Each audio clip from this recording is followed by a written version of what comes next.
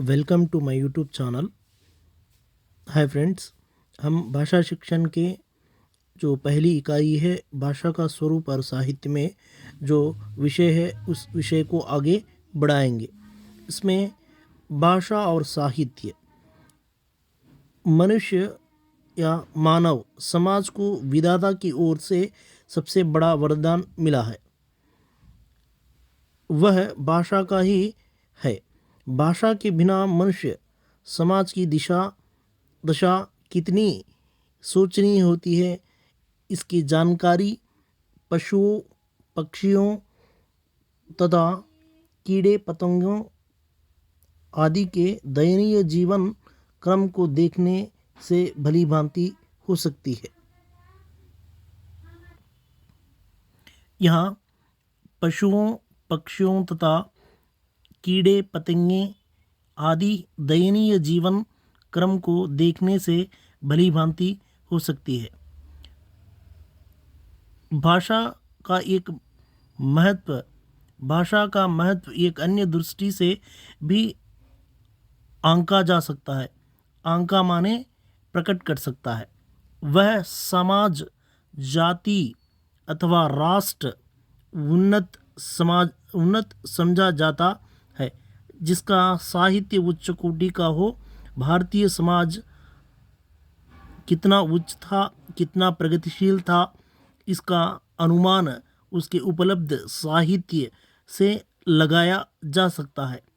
हम प्राचीन काल में जो संस्कृति और साहित्य जो भी विद्वान थे, उन विद्वानों के रचना ग्रंथ से हम पता लगा सकते हैं उस प्रांत और उस समाज का कितना उन्नत है, क्या कर सकते थे, भारतीय समाज कैसा था और वहाँ की प्रगति कैसी थी।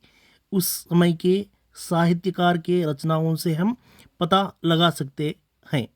जिस जाति के पास वैदिक साहित्य, उपनिषद ग्रंथ, दर्शन शास्त्र, महाभारत, भास, कालिदास, भवभूति, तुलसीदास, सूरदास तथा जयशंकर प्रसाद जैसे महानुभावों की कृतियाँ हो, उस जाति की विचारों संबंधी श्रेष्ठता को भला कौन स्वीकार ना करेगा।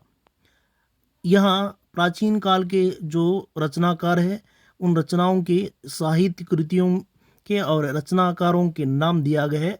उनमें हम सब जानते हैं तुलसीदास, सूरदास, और उसी तरह प्राचीन काल के कालिदास, भवभूति, भास और महाभारत और दर्शन शास्त्र के ऊपर रचना की गई है। इन रचनाओं से मनुष्य जान सकता है,